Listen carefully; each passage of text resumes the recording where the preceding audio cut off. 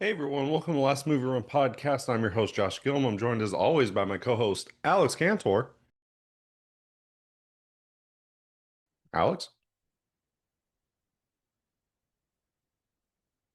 Alex? Alex? Alex? Alex?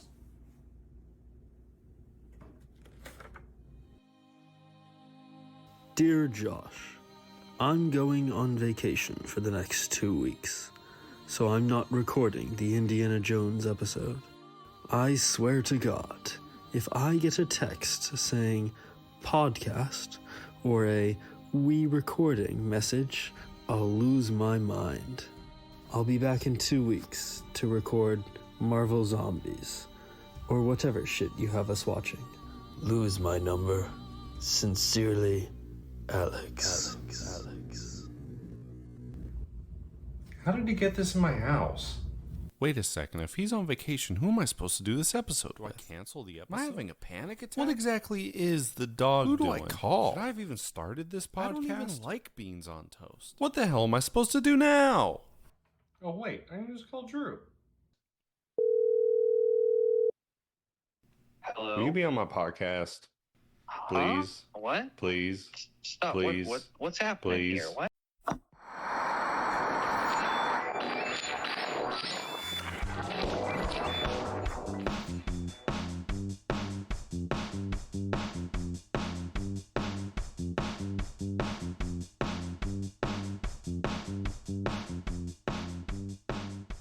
Hey everyone, welcome to the Last Movie Run podcast. I'm your host, Josh Gilliam. I'm joined this week not by Alex. I'm joined by Andrew Carswell. Say hello, Drew.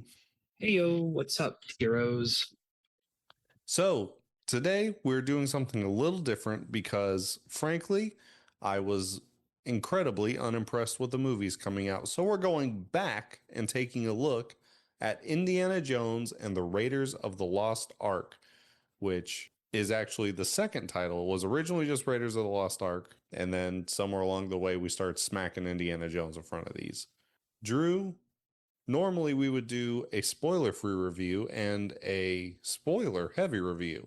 But frankly, this movie came out in 1981, 44 years ago, so I think we can forgo the spoiler-free aspect of this. Yeah. This rate, if you haven't seen Indiana Jones, you deserve to be spoiled. Exactly. If you haven't seen it yet, you're never going to get around to it. So, just sit down and listen. But frankly, I think we should start with the story and just get it out of the way because I think, obviously it's been 40 years, a lot of information about how this movie was made, the things that happened during the filming have come out that I would love to talk about because this movie, it's a miracle this shit got made to begin with. What'd you think of the story? Well, coming from me who has watched all of the Indiana Jones movies up to the fourth one a bunch of times, Raiders of the Lost Ark, it wasn't my particular favorite when I was a kid, mostly because it was the first one and it kind of didn't make much sense to me. But looking back on it now as an adult and watching it with a more analytical, I appreciate it a lot more than I did in the past. It it introduced Indiana Jones to audiences. It brought Harrison Ford more into the spotlight because keeping in mind that this movie is coming out not long after Lucas ended the Star Wars trilogy. Oh, yeah. And it broadened and both created and redefined this action genre that a lot of people had grown accustomed to. And I'm really looking forward to talking about my interpretations of how I believe they tried to do things in that regard. Yeah. So you mentioned that, this came off the back of Lucas working with him on Star Wars. He did Empire Strikes Back and then immediately did Raiders of the Lost Ark. So couldn't have been more off the back of it. He did his little trilogy because before that, He also did a sequel to American Graffiti that I'm seeing. I never knew there was a sequel to American Graffiti. That's crazy to me. I didn't know that either. I know of American Graffiti, but I've never watched it. Oh, it's a really good movie. It's about like hot rod culture. Oh, it says he's in an uncredited role in the sequel. That's so funny. Yeah, so the story of this, it kicks off obviously with Indy in Peru chasing the fertility idol, the boulder scene. All of it is so iconic. It's unbelievable. And it's just I love it. There's nothing else to say. It's so iconic that pretty much every Indiana Jones video game that has come out has some sort of run through of the boulder scene. Yeah, it's there was that one scene from the movie, from all the movies really, that most people think when they hear Indiana Jones, even people that haven't watched any of the movies. It's such a culturally ingrained cinematic scene that it's referenced in other movies. It's something that a lot of people know. Yeah. Yeah, it is kind of like the quintessential Indiana Jones scene, isn't it? Yeah, like if someone were to ask me what first scene comes into mind, it's very difficult to capture anything from the other movies other than that one scene, with the only real exception being the nuke scene from the fourth one. But even then, it's like two different things. Oh, totally. If someone says like if we're talking about the bad Indiana Jones things, then yeah, the nuke scene's gonna pop into my mind. But no, I think you're totally right. This and the plane sequence that is later in this movie, that's what pops into my mind when talking about iconic Indiana Jones scenes. Yeah, agreed. And I also like the plane scene from that movie too. It's we'll we'll get into that, but it's also tying into like my perceptions of what was done. But going back to the Peru scene, my particular favorite part of that part of the movie, I mean, is how they portray and introduce Indiana Jones. Like, obviously, we've seen a lot of action adventure movies from before this, but we see Indy sort of different, I'd say. Like, you have these actiony heroes, these buff, brawny guys, but then you have Indiana Jones, but he doesn't really have the same level of strength, but more so just perception, being clever. Yeah, Like, interesting you should mention this because this did come off like it was big like Stallone, Schwarzenegger kind of those are action heroes. And I believe, Die Hard is credited as like the first big everyman action hero, which was a big deal. But this came out before that by some time, actually. This came out almost 7 or 8 years before that, I think. So it's weird he doesn't get the credit, but I guess it's different when you're Bruce Willis crawling in a little air shaft and Indiana Jones is killing Nazis. So I mean, I've, there's a difference in my opinion, because when we're thinking of Indiana Jones, we're not really looking at like him being an action hero, but more so being a more intellect based hero. Like when he gets into a lot of fights, like the airplane scene is the one. Like he's completely outmatched in strength against the mechanic that he's fighting. Like true. we've seen him throw punches and knock out guys, but against this guy is just nothing. Yeah. It's more so, it's less that he's an action hero in the sense of strength, but more so that he is perceptive to his environment rather than just focusing on his opponent. Yeah. And I guess to an extent you could say he's not an action hero because this is based on the pulp serials from, the 30s and the 40s. So I guess to an extent you could say he's not an action hero, he's a pulp serial character. I'd agree with that greatly. Yeah. It's he's just he's a treasure hunter and an explorer. His strength isn't his like physical strength. It's more so what he knows, the knowledge that he brings into the scene around him. Like when he goes into the Peru temple, he just has this awareness of what's going on. Like it's obvious he's not been there, but he's able to identify danger even if it's not present there. Like when you go into that one room and Sapito is like, "Oh, there's nothing to fear here," and then Jones stops him and is like, "That's what I'm afraid of." I feel Yeah. like I feel like not a lot of hero movies do that, or if they do, it's not to that sort of heightened extent. True. Moving away from the Peru scene, because I feel like you and I could talk about that all day. We could, yeah. Um, I really enjoy the story. He's essentially just racing Belloc to find the Ark and, uh, you know, kind of falling in love with Marion along the way. But there are a couple things, I think everyone knows the story. So it's not something I feel like we need to touch on too heavily. But what if I told you? Um, One of the original set pieces that was cut from this movie was Indiana Jones was supposed to be getting a jewel from these like Chinese gangsters, and he would have to have escaped by car and then plane. And then the plane pilots would have jumped out of the plane, leaving Indy to escape this situation. Does that sound familiar to you? This sounds very familiar to me because it is the first 10, 11 minutes of Temple of Doom. Yeah, so they just completely removed that. And then during the making of the sequel, they were like, I got a fun way to open this movie.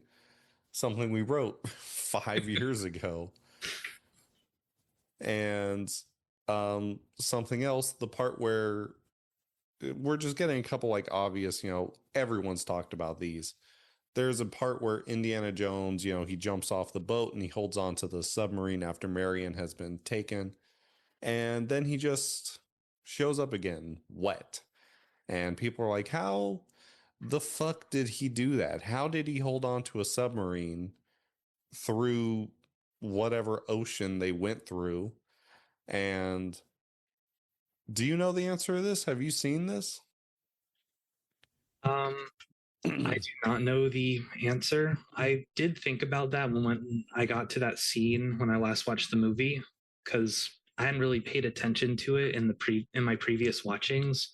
But then I get to when I watched it last before the showing, and I was like, wait a minute, how this doesn't add up. So there are deleted scenes that have actually resurfaced um, years since of Indiana Jones essentially holding on to the top of the periscope because at the time, and this is historically accurate, submarines did not go that deep. That that makes sense. I mean, I'm not an expert on war of that period so much, but submarines were still in their infancy, pretty much, from what I understand. Yeah, so and it's filmed and it is completed, but when editing the movie just did not make the final cut. To do it instead, they just have him show up, which I find quite amusing. I find it very funny as well. It's very sad that it didn't make it to the final product. Well, I think it would have derailed the story a little bit. The stakes are so high. We're going to this Nazi situation. Indiana Jones is riding a thing there. I think it really would have slowed it down to suddenly watch him shivering and holding onto a periscope. So I do understand why we instead got the iconic red dot transition on the map, which is again another thing Indiana Jones did that is just so like iconic nowadays, the map traversal. So obviously, nowadays there is the very known thing that was popularized by the Big Bang Theory. I don't know if you know where this is going. I think I do. The idea that if Indiana Jones was not in this movie, the events would have transpired exactly the same without him. You know? I agree to an extent. Like, yeah, true. If the Nazis got their hands on the Ark without Indiana Jones stopping them, they'd still go to the island. They'd still open the Ark of the Covenant, and they'd still get disintegrated. But at the same time, no one, no one would be there left to take the Ark. It would just be sitting there on some island. And that's my point for this. I was gonna say, like, that is, I guess there was an importance to him being there so that they could stick this thing in a warehouse. But because I guess the Nazis would have eventually cracked it. They would have a lot of people would have died, but they would have gotten there eventually. Maybe eventually. I mean, the Ark of the Covenant is, as we see, a very powerful and dangerous artifact. So even if it doesn't go into the museum, I think Mr. Dr. Jones would eventually agree that such things probably shouldn't be in the hands of any one government. Oh, probably. I wouldn't doubt that at all, that he would just be like, this belongs in a museum. It's it's what he wanted for the first place. Even at the very end, I that one ending scene. Now that we're talking about it, I found it a little funny, but also like it's one of my least favorite flaws of Dr. Jones is he's out here getting these artifacts and he has his own reasons for it, but at the same time there's this sense that after all that he's seen, he still holds on to this mindset discussed earlier that they're just trinkets to him. Yeah, Like kind of. like everything, that's the key difference between him and Balak. Like him and Balak are very similar. They do similar things. They work similar jobs. They collect the same things. But the difference is that Indy sees them only as objects to be put away, to be found, to be cataloged, seen by people in museums. But Balak sees them more as the mysticism of what they are, like Mm-hmm. what the people that created and put them away do.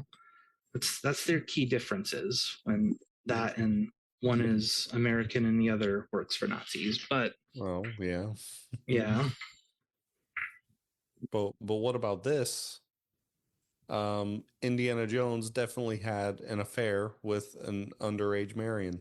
yep, yeah, he did, and it's a uncomfortable thing to think about because it's not only just Indiana Jones, but also Jones Senior, because as we hear from dialogue between the two, Indiana was the other man. I that's So, that always made me a little weirded out because why are you why just why? yeah. And I know people are like, well, it was a different time. This movie was released in the 80s. Yeah, it's you can make the excuse of different time, but just because it's like decades or centuries separated, it doesn't make it less uncomfortable. Not very cool, Indiana. No time for love, Dr. Jones.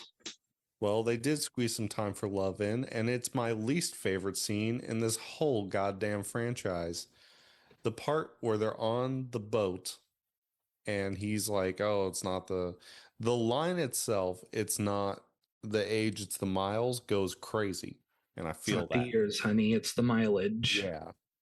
But afterwards where she's like, "Where's it hurt?" and he's like just pointing it, I fucking hate it. It's my least favorite scene in the whole fucking all five of them.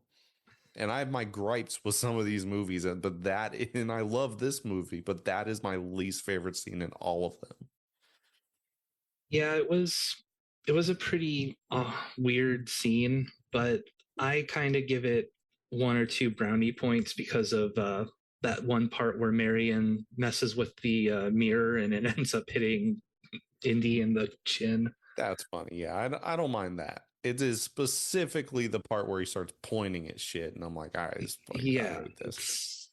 that's he is definitely an interesting character, but I will say that in charisma points, he doesn't swing with the big leagues. I'd argue he invented charisma points, frankly, but that was his like. They're not always hits, are they? No, you can't you can't grand slam them all, and that scene is evidence enough. Yeah, but and that scene sucks because I really think that Marion and Indy have really good chemistry in this. Which should we get into some casting discussion? Yeah, sure. This will be more your strength, but I'll tag along and listen to what you have to say. Well, most of it's just praise, but we'll start off with this because this is both of these are at this point well known. All of this is well known. It's been 40 years. Where have you been, under a rock? We're not the first person to cover this. I I know, but Harrison Ford so almost wasn't Indiana Jones. It's not even funny. So, have you heard this that George Lucas did not want to use Harrison Ford for Indiana? I did not know that. I was under the impression that maybe he wasn't his first choice, but that because of his past working with him, that Harrison was on the sort of this list of possibilities.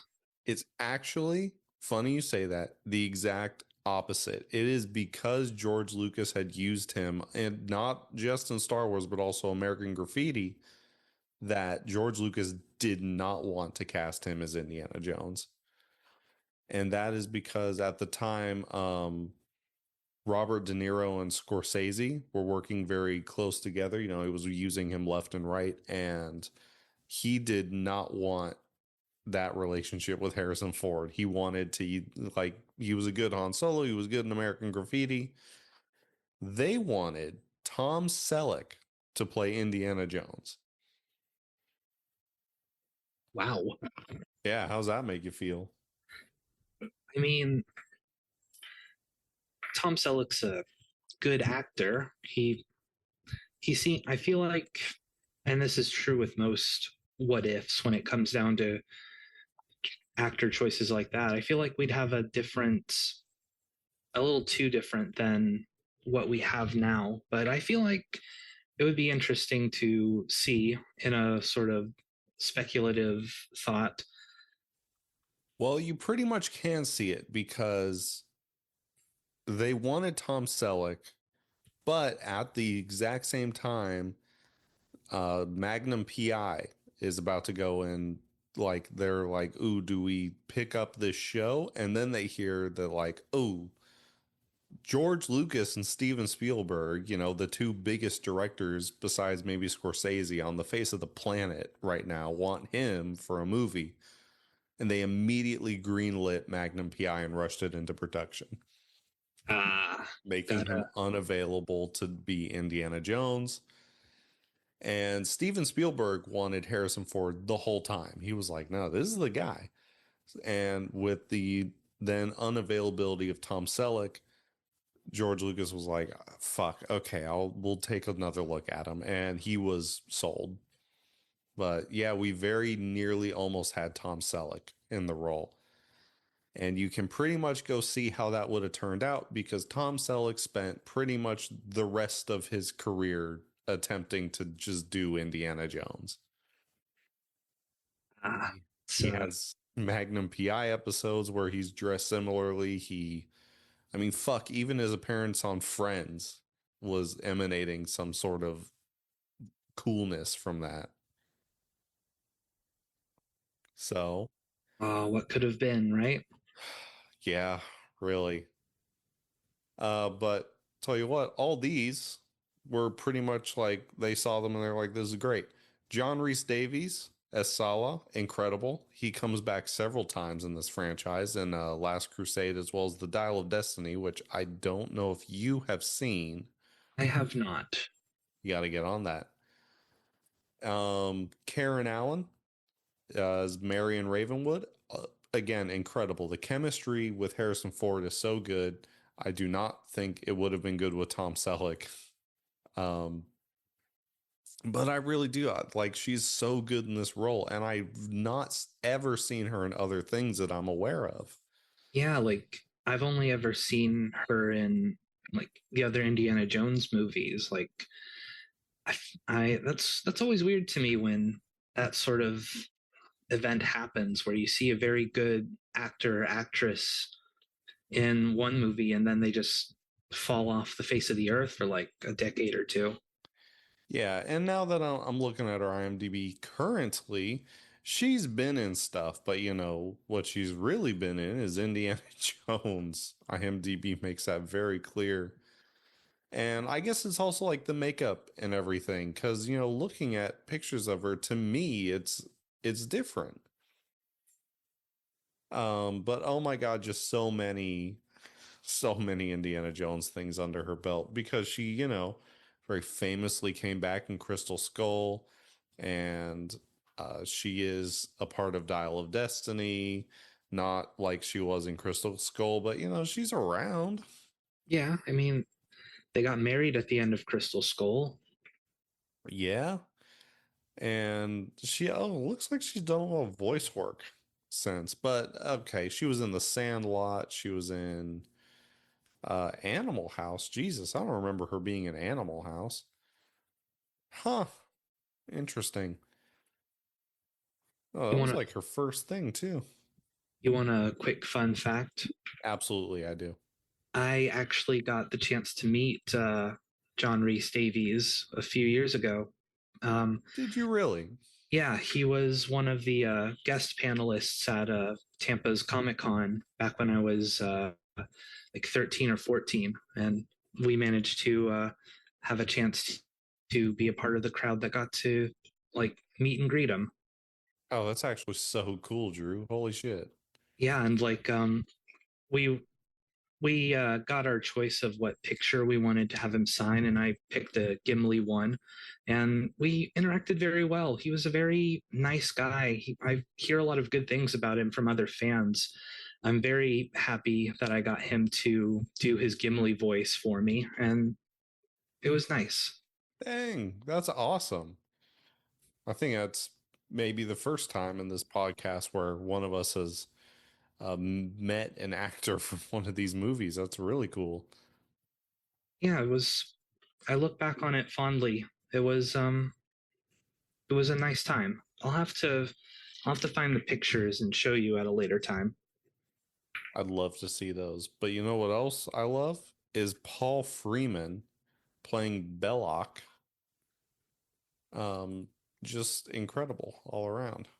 I enjoyed his performance. Like I I'm not often a fan of like villain characters, but Belloc on closer inspection, he is a villain obviously, but at the same time he's not.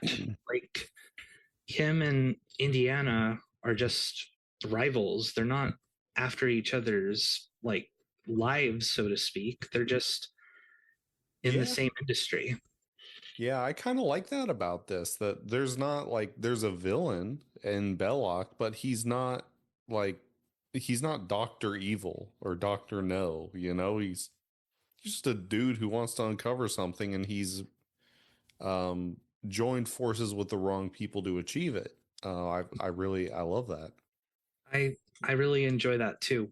And what really shows his non-villain side is after Indiana gets tossed back into the Well of Souls, his reluctance to seeing Marion being tossed down with him. Like the Mm-hmm. two had obviously shared a very close moment, drinking and getting like trash together. I could tell that he didn't want her to be hurt, that he had some genuine care for her. It's just that the people that he was employed by were the Actual monsters. Yeah. bad guys. Yeah. Exactly. No, I totally agree. Denton Elliott as Marcus Brody. I love that character. He's only in 2 of these movies, unfortunately. Yeah. He did pass away before Crystal Skull came out, but that's I know there was plans to bring him back if he had, like, they talked about making Crystal Skull in the 90s. I guarantee he would have been there. Yes. But he had a larger role in Last Crusade that I really enjoyed, and I love him here. Yeah, he was really good. I wish that we had more time with the character, because you can already tell just by the scenes of him with Indiana Jones and Raiders that the two have a very good like partnership.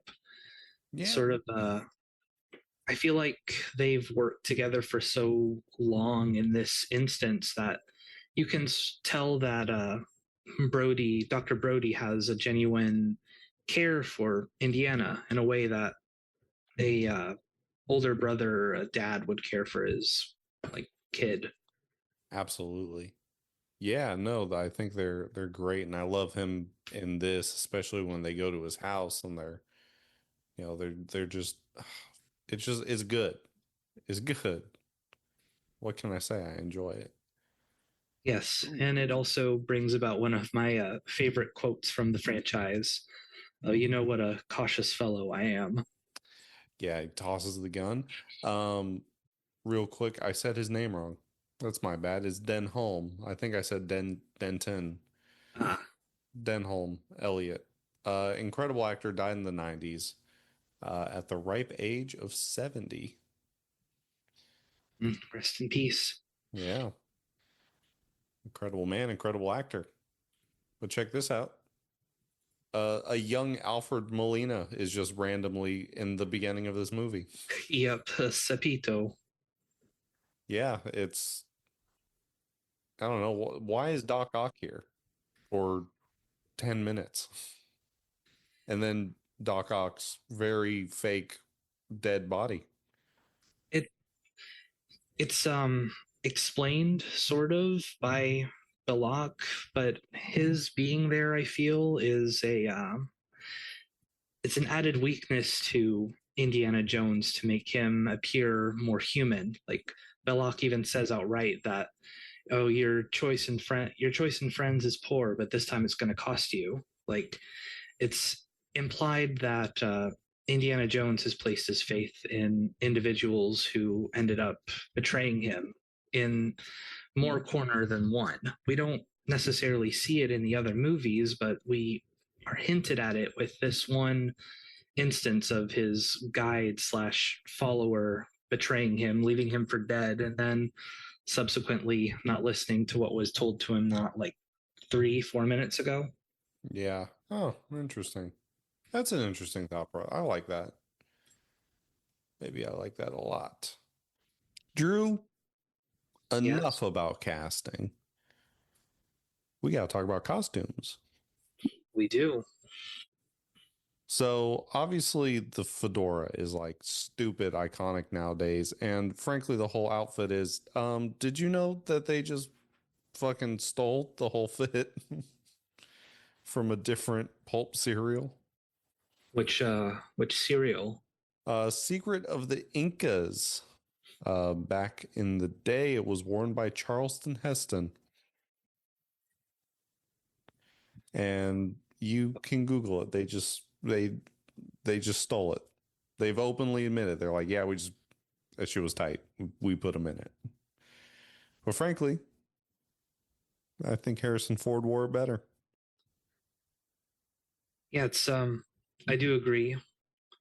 Even though sometimes taking other things and making it your own is a viable way to go. And in this case, it worked for them in their favor. Yeah. Yeah, it's just I find it funny that they just completely lifted it from something else. Um Yeah, man, all the costuming in this is so good. Marion has several outfits. I think they all work. Belloc is always wearing that white ass suit in the desert. Looks incredible. Salah is, he's just in some traditional shit for his character. And yeah, no, I love his little teaching suit. I love that. I love he has a little travel suit. Yeah, I love the travel suit and the hat that pairs with it, and also his professor attire. It adds a lot of variety to his style, and I think it's also pretty accurate for the time period that they were filming. Oh, his travel suit is so accurate for the time. It's ridiculous. And oh my God, the set design in this is incredible. I mean, every single set is, I don't care if it's on a sound stage. That shit looks like they're in the desert. And guess what? They were in the fucking desert. No one was having a good time during the making of this movie. Oh, don't I know it? I've heard the stories of the stomach problems that they had because of the water or the food in the local area. Yeah, let's get into how this movie was made because like I said at the beginning, holy shit, the fact this even made it to cinema is incredible. Like you said, everyone had a stomach bug on this one that I think it came from their craft services just because of like what they had to work with. They gave everyone stomach issues. And because of that, we have some frankly iconic things. The bit where he's about to do the sword fight and the guy's flipping the sword around. There's Yes. supposed to be, I know you know this one, there's supposed to be a proper fight, but Harrison Ford, with the food poisoning, was going to shit his pants. It was like, oh fuck, can I just shoot this guy? Would that be funny if I just shot this guy? They filmed it just because he was dying of food poisoning in the desert.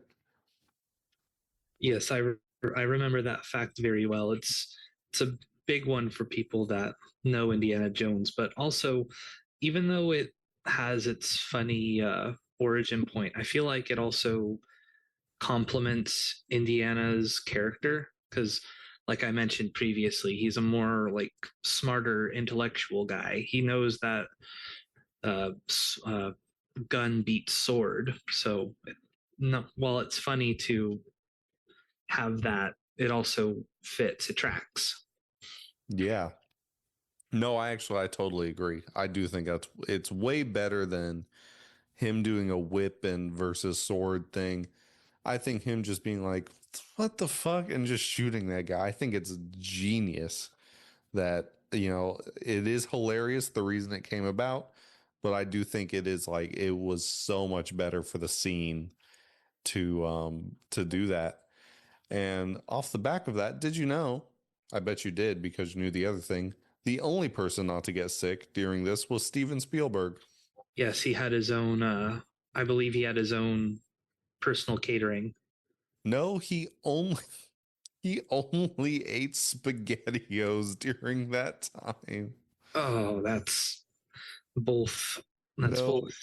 it is not that he had his own private catering. It's that the craft services was around and instead he was like, nah, I got some spaghettios in the tent. That is the most Steven Spielberg thing I've heard. It is so funny that during that time period he only ate spaghettios, so he was the only person who did not get sick. That's hilarious. And also, Oof. the inception of this movie will touch that real quick. This obviously came about because George Lucas had an idea for an archaeologist by night, professor by day, pulp action hero adventurer called Indiana Smith. And he pitches this idea to Spielberg because during the original release of A New Hope, Lucas went on vacation and Spielberg went with him. They were very close friends Yes. because Lucas he didn't want to be around because he thought it was going to bomb. And they get news that it's a hit. So now we're talking about, oh, what's next? And Spielberg's telling him, I've always wanted to direct a James Bond movie. But at the time, because they're British, and I think we've now had an American director, but at the time they only let British people direct James Bond, and Steven Spielberg is the most American man I've ever laid my eyes on. So George Lucas goes, well, I can't give you Bond, but I got this, and I think it's better. But if you do it, you have to do three. You have to do three of them. You have to do a trilogy. And he loved it so much he agreed. So that was the inception. And frankly, the fact this didn't fall apart after everyone was shitting their brains out in the desert is incredible to me. Not only that, not only is Harrison Ford cutting scenes short because he's like going, like he's everyone, no one's having a good time. Right. He also had like several, I don't remember if it's he had several injuries or the stunts doubles did. I think for this one he did his own stunts. But like specifically where he's getting dragged by the whip by the car. Yes. Boy, that messed him up. I imagine it would mess anybody up. That's you're getting dragged off across sand from a automobile. It's you're not walking away man, from these were tough on him, but he loves them. I think if he could play any character for the rest of his life, it would have been Indiana Jones. And I think he hates that people wanted to be wanted to be Han Solo. I remember seeing a video interview, excuse me, from Wired, I believe, of Harrison Ford talking about his more iconic roles, and it seemed he had more happy things to say about Indiana Jones than Han Solo. Oh, he hates Han Solo so much. Yes, he did. And I don't know why. I mean, this might be a little more in my ballpark because of my fanaticism for Star Wars, but it's Star Wars should not have worked the way that it did in the time that it was. Like George Lucas during 1977, Star Wars, like a lot of liberties were taken, a lot of risks. Like realistically speaking, the movie should not have made it as far as it did. And even like you said, George Lucas did not expect it to survive, but it did. And it surprises me, I'm sorry to cut you off. It surprises me he didn't expect it to work when he poured so much into it. I mean, they were doing shit on Star Wars that no one had ever done before. He created ILM for Star Wars. So it's weird to me that he was like, yeah, but it's not going to do anything, you know? And I'm sorry, continue. You're good. And it's also not only that, but Harrison Ford before Star Wars didn't really have a lot of roles there. He had like maybe one speaking role, and it was just being like a bellboy. So it both got him into the spotlight, but also I feel like he doesn't want it to be his legacy because he has so much more range. And I feel like that's why he enjoys Indiana Jones a little bit more, because it's more to his not specification, but it's not Han Solo. It's not something he can look back on proudly. Yeah.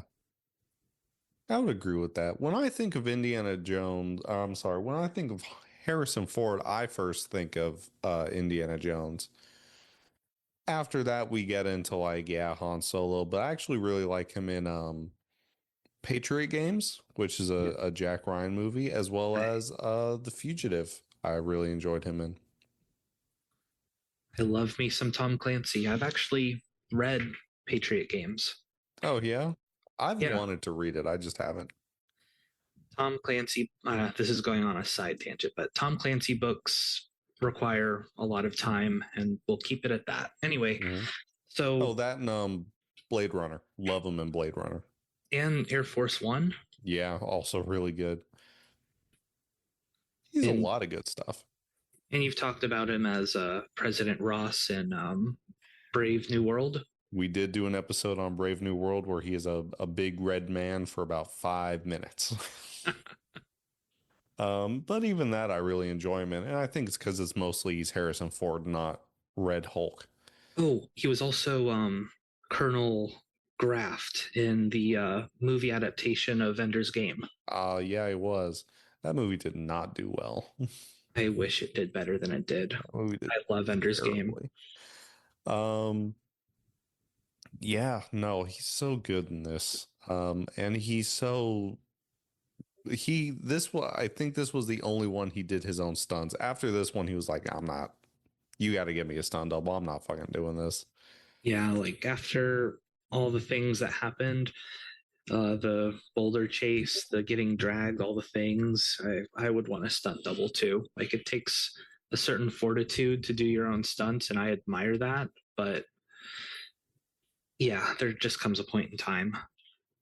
Yeah, the making of this movie was grueling for everyone. I mean, most of it's filmed in a desert and just really uncomfortable locations. So, that's hard on its own. And then you add in all the stunts, the extreme food poisoning, it's tough. But I think the end results speak for themselves, frankly. And let's talk now about the budget of this movie. So obviously, this is not counted in for inflation, that special word when we talk about movies and shit. Yes. But at the time, this movie was made for $20 million. Oof. That's a lot. It is a lot, but also like it's not that much. So if we do, I got yield inflation calculator open. Adjusted for inflation, this movie was made for about $71 million, which even today in 2025 is like incredible. I think that they could make this that way. And it really is like a testament to how Spielberg made movies, because the sets in this are grandeur. They filmed on location, it's amazing they made it for this much. It is very amazing, and it's one of my favorite things when looking back on like Lucas made movies at the time. They didn't really, I mean, they used special effects, they used things like that, but they also were very heavily on the locations that they picked. They were all like physical locations. It's one of my favorite things about looking back on these types of movies. It's clear that the directors and the visionaries behind it wanted to make something that felt tangible. Absolutely. I feel like it's not something we see very often in more modern movies. Yeah. And part of that is like this was the first one, because Temple of Doom was made for 28 million, and The Last Crusade was 48, and Kingdom of the Crystal Skull was like fucking 185 million, and they put all that money into a really weird CGI alien render. Remind me, what was the budget for Dial of Destiny? 387.2 million. Okay. You got that kind of change? I wish. And that's including a figured marketing cost, apparently, as I'm reading it. Speaking of that, how much did Raiders make in the box office? I could not find the original run because it's hit theaters again for various anniversaries. But as of now in 2025, on a 20 million at the time budget, Raiders of the Lost Ark has pulled in $367 million. That's a lot of moolah. That's a lot of moolah. And get this, in the 80s, there was a flourishing home video market with VHS. At the time, especially when bundled in with the trilogy, Indiana Jones was one of the highest grossing box sets, and Raiders especially individually was one of the highest grossing VHS sales. So this movie made its money back in spades. Yeah, no, this made stupid amounts of fucking money at the box office and VHS sale. And off the back of that, Lucas said, hey, Steven Spielberg, you actually agreed to do 2 more of these. And Spielberg went, fuck, all right, fine, we'll do 2 more. He did not like doing sequels. There was a Jaws 2 that he was not attached to. You know, they made sequels to his stuff, but he didn't want to do them. So when he was like, oh, fuck, I signed on to do 3 of these. All right, well, fuck it, we'll make them. So, you know, we got Temple of Doom and Last Crusade, and then it was all about, you know, we'll make more of these if George Lucas, Steven Spielberg, and Harrison Ford can agree to, you know, do them, and we all like the topic. And, you know, they really want to make one in the 90s, Harrison Ford and George Lucas, and Steven Spielberg was the holdout for Crystal Skull. And ultimately, and part of that was he didn't want to do an alien movie. George Lucas was always adamant it'll be an alien movie. And he had done E.T., so you didn't want to do another alien movie. And ultimately, George Lucas It's just understandable. George Lucas just fucking bugged him enough, and one day was like, well, they're not aliens, they're extra dimensional beings. And Steven Spielberg was like, fuck, whatever, we'll make the movie. And we got Crystal Skull. I think Crystal Skull perfectly embodies a fuck it, let's just do it mentality. I was gonna make a joke that maybe Mr. Aykroyd had something to do with convincing Spielberg. Holy As you shit. know, Dan Aykroyd fucking loves Crystal Skulls. yes, he does. Yeah, loves them so much that he made a vodka based off of them. Oh my god, Indiana Jones has gotten so many tie-in things. I'm talking video games, I'm talking comic books, I'm talking regular nerd books, I'm talking not very widely known education TV series, The Young Indiana Jones Chronicles. I was gonna mention that I'd seen scenes from it a long while ago, like about 5-ish months ago. I know nothing about Young Indiana Jones. I was curious what you knew about it. So I don't know if it still is, but it was on Disney Plus, especially when Dial of Destiny was coming out. Long as shit episodes, but I did sit down and watch the whole series. There was 2 seasons. Um, at least there was on Disney Plus. And I think what it was is back in the day, they were shorter episodes that have since been repackaged as, like, you know, instead of 3 parts, we smacked them all together. It's an hour and a half. The first series was when he was like genuinely a child, and he was, you know, oh, we're meeting this person, we're meeting this famous historical figure, and this is why Indiana Jones loves history. He's in it. You know, he's a kid and it's like 1910. And then season 2, we get a slightly older actor. They actually really wanted it to be River Phoenix. River Phoenix, and he died. So they got someone else. Season 2 is where shit hits the wall. I'm talking Indiana Jones is like, fuck it. He's fighting Dracula. He's fighting in World War II. He's 17 to 20. He's falling in love, and then whoops, we have to go invade Poland, you know, like just fuck it. So season 2, very interesting because edutainment, fuck all that shit, throw it out the window. Indiana Jones has to literally kill men now. So season 1 would be sort of the PBS sort of kid friendly. Then you get to season 2 and it's like Discovery Channel after midnight. Season 2 becomes fucking just. Season 2 should have been an HBO show. Like, shit just got insane for no reason. And it still tried to hold on to that.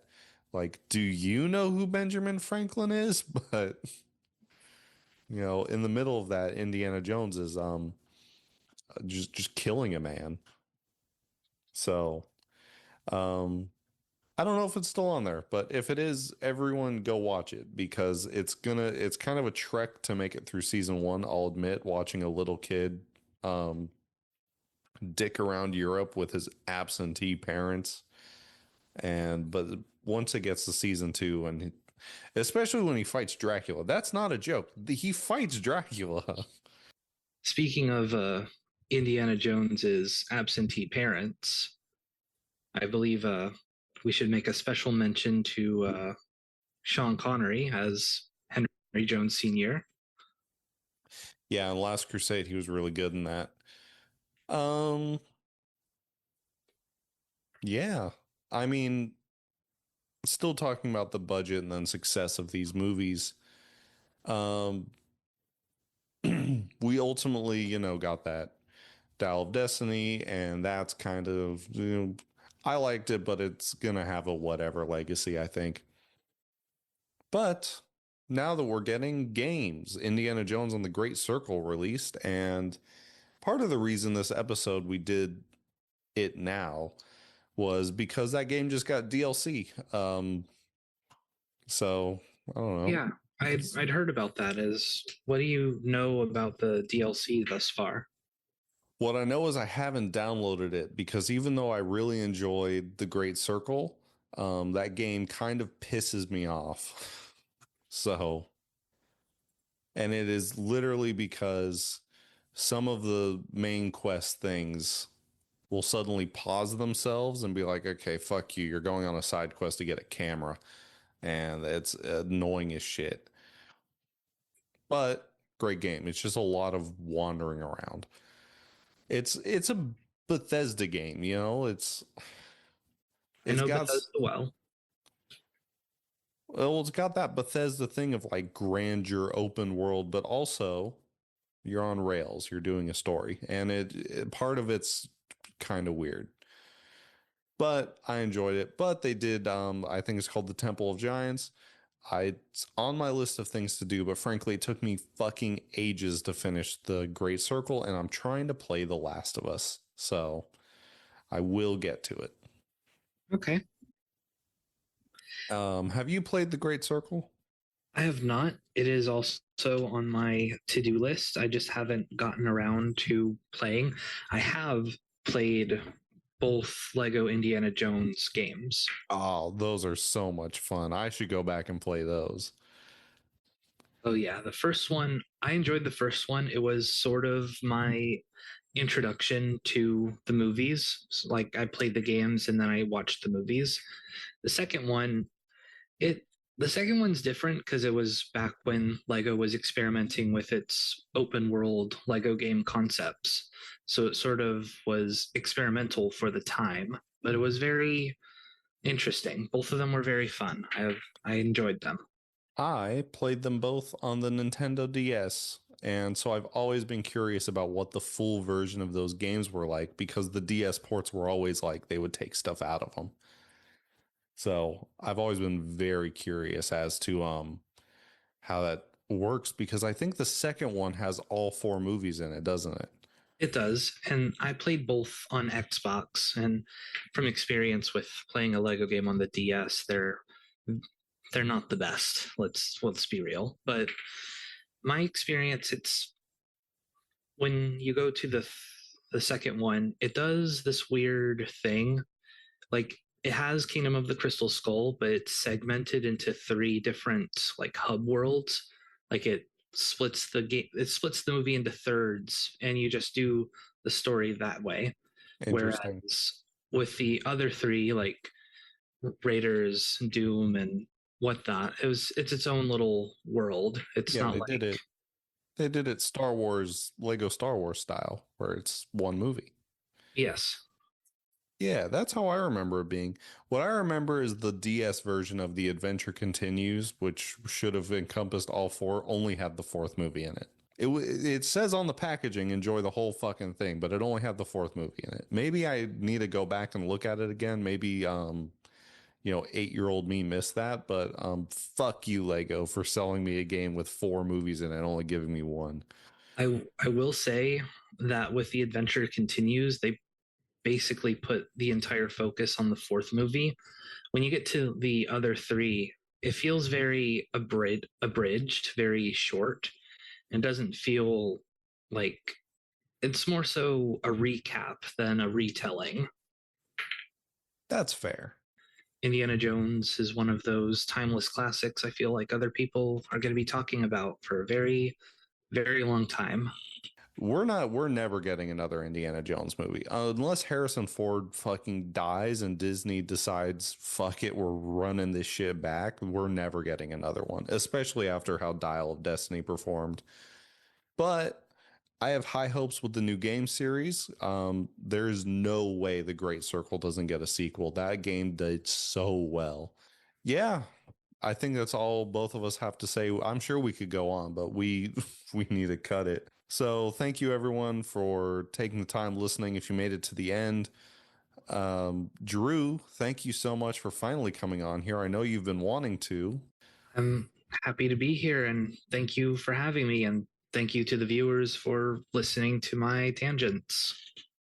And if you like this and you want to hear more, well, there's just several episodes of the last movie run out. So go check those out there on YouTube, Spotify, Apple Podcasts. Go check out Trading Paperbacks, a comic book podcast we have here on Fourth Dimension Broadcasting, hosted by myself and my friend Gary Torres. And there's a little sub segment from the last movie run called Hit or Miss, where we most recently talked about Fantastic Four 2005. So go check that out as well. And we will be back in 2 weeks to talk about a movie that I don't remember what we're talking about. We have so many of these coming out. It's ridiculous. But yeah, thanks everyone. Thank you. Thank you very much. Adios.